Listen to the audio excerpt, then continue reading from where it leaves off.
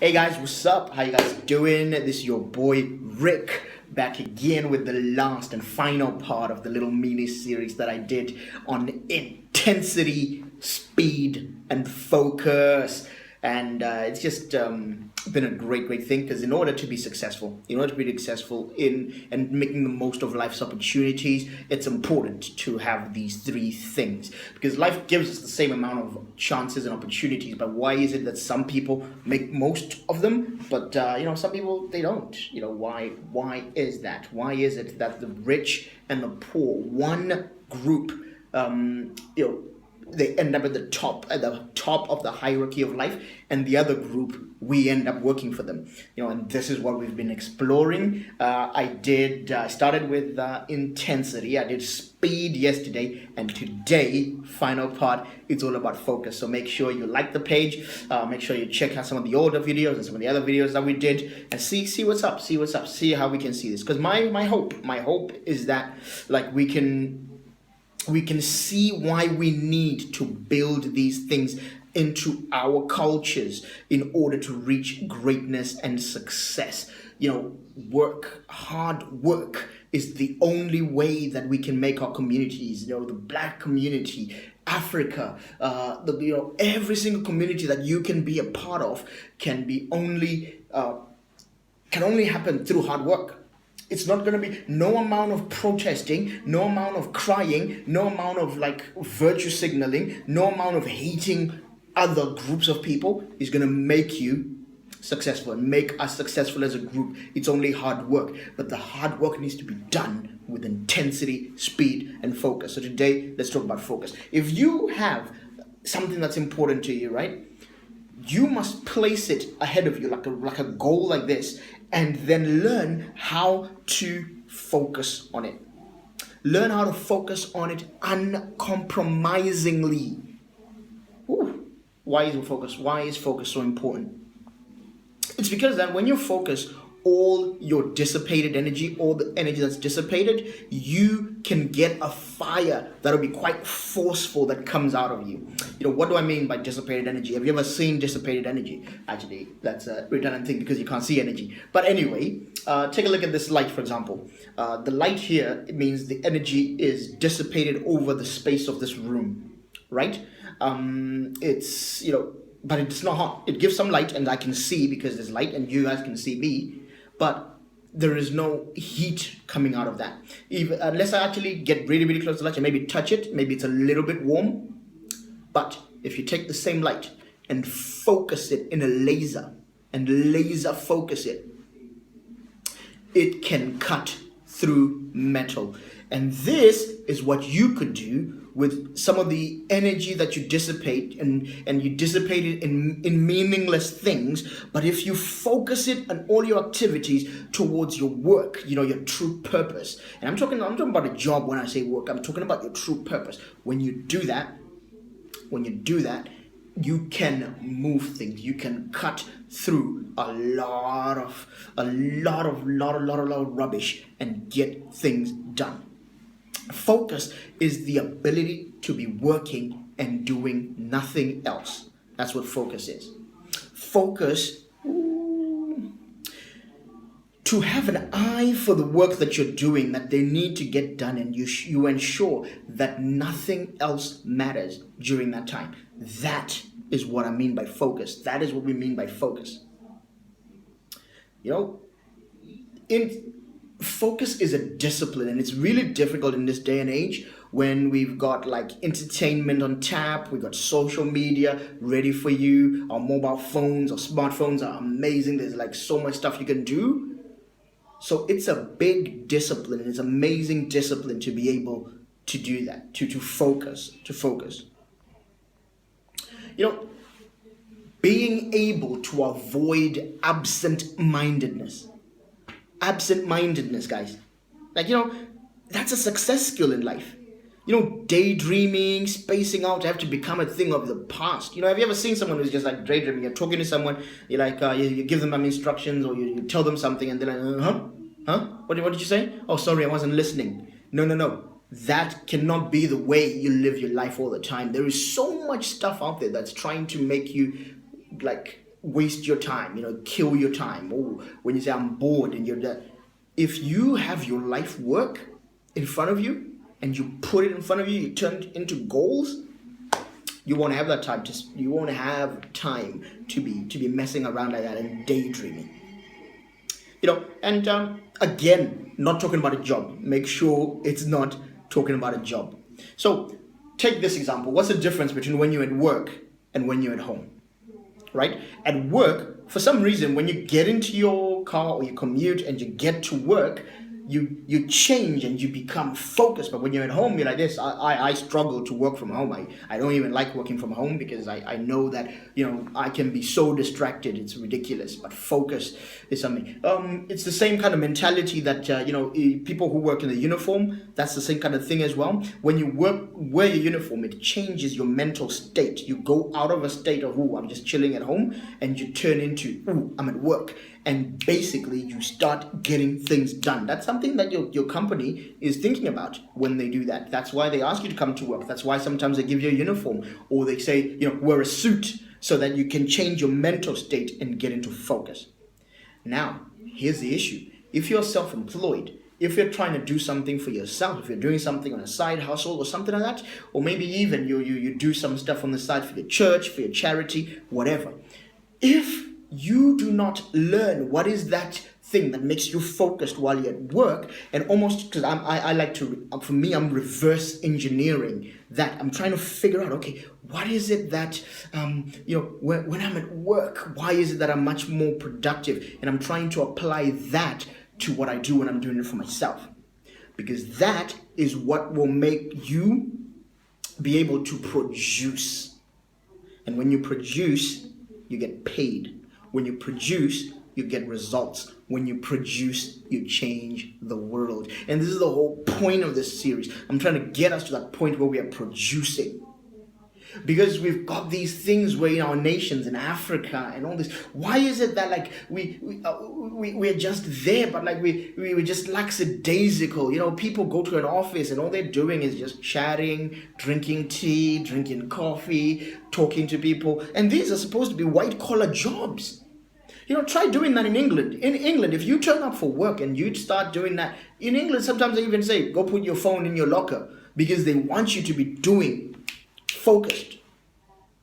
And we wonder, and we say, the white people, they're racist towards us. That's why, Africa is behind. No, our mentality. We got to do it. And until we learn as a culture to be more focused, to be a culture that respects the dignity of labor, and we're more focused, and our communities are like that as well, we'll get nothing. Focus increases your output at least 3 times. Studies have shown that focus increases your output by at least 3x. Your results. This has been proved. When your phone is not in arm's reach, when it's not right there, your phone is not in arm's reach. Well, mine is because I'm recording myself here. But, when there's no TV around, when you can cut off and put yourself in a little room and just cut off, put yourself among your team members and just literally be talking with them and having them, and you're focusing on the task at hand. That's when work is done well. The potency of the value that you produce in an hour depends on your focus. Have you ever wondered why, let's say you're not an author, you're not a writer. If you're thinking about writing but you have an idea to write a book, but it puts you off because you're going it will take me so long. It'll probably take you a year. But a proper writer can write a book in a month. A proper writer can write a book in a month and get it published in 2. By the time he's publishing the second book, but by the time he's publishing the first book, he's already writing the second one. Why is that? How is that? It's the power of focus. The power of focus. Why is it that these guys can turn projects into technologies so quickly? These companies can turn a technology so quickly, and they're quick to produce technology. They're filing patents all the time. But you've got a scientific idea, but you can't even focus and get down to it.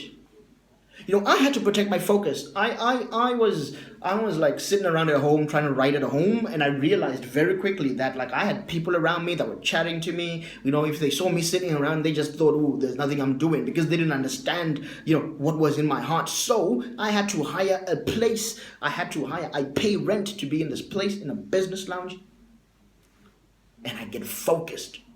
When I reach here, like it's like I've come to work, so I focus. That's what it's about. So, don't let your mind be wandering, and don't let your mind, be thinking about all these other distractions. Kind of your value per hour depends on you not daydreaming and you not, just going off on a tangent with your thoughts. The art of controlling your thoughts. Because the service that you give depends on how focused you are, guys. The quality of your product depends on that. The quality of the goods that you produce depends on your focus. It depends on how focused you are when you're designing it, when you're creating it, when you're actually making it. You cry about why people are not paying you what you think you're worth. Part of it is because you don't focus. So you haven't increased your hourly value because you don't focus. That is the power of focus. And that's just something I just wanted you to think about. So let me give you a few things. So a few tips on how to avoid traps. Some traps that you can avoid. Different parts of us. So all different. There's different personalities of people, and we can get unfocused in different ways. And I'm going to give you some examples of how you can avoid those traps. So number one, let's say you're creative, right? Let's say you're a creative person. Number one, I'm talking to creatives among us. You're creative, but you can get distracted. If you're creative, you can be distracted by all the different ideas that you have. Have you ever had this thing where there's so many ideas coming and you're half baking one and then you're about to think about the other? No. You can list your ideas, and a little tip that you can do there is list your ideas into a list and then only work on the ones that are closest to practicality. What do I mean by that? Now, you yourself have got certain talents, gifts, skills in you that you have developed over time. So when you look at your list of ideas, find the one that coincides with your most developed skill, because that's the one that you're going to do the best, and you're probably going to do it quicker than everything else. So let's say you've got a back burner of an idea, but you don't have the skills yet to do it. You can put that on the back burner and be increasing your skill. Maybe you're reading up, maybe you're studying and all that, so that by the time you finish your first project, you're now able to attack that second one because you have made whatever you need. You've got the skills or the resources that you need to get that done. That's for creatives, number one. Number two, if you're a lover of people, there's some people who just love people and they love chatting. These are very gregarious people, party animals. They love it. Your tendency is you can get distracted by all the voices that you surround yourselves with because you're not comfortable being in your own company and you like being among people. And that's cool. That's cool too. I'm an introvert. I like being by myself, but I totally understand those people who need to be with other people. Those voices though can distract you. All those people you put around you can distract you. People will be calling you every 2 seconds. You always wanting to chat. Before you know it, you've spent 5 hours on the phone with a friend, and you're going, "How did this happen?" No. What you can do is limit those number of people that have access to you by using a calendar and literally just going with that calendar. I like Gary Vaynerchuk. Gary Vaynerchuk is a great coach and social media entrepreneur, and he is a very people person, but he will tell you that he is the slave to his schedule. He gets his assistant to basically schedule all the things for him, so that in all that when he gets distracted talking to people, when the time comes, he has to move on to the next thing. So he's always moving on to more productive things, and he stays focused on what he needs to do to run his company. Because if he didn't do that, he'd spend hours just talking to one person, and that's not gonna work. That's number two then, those people who love people. Number three, we got the super servants among us. So you're the one who just does everything for anybody. You're almost like a walkover. Everybody just asks you to do stuff, and you serve people. You can be tempted to just always be distracted in the gutter of the hard work. doing the dirty work. So you can be, because you serve so much, because you serve people so much, you can get distracted doing that.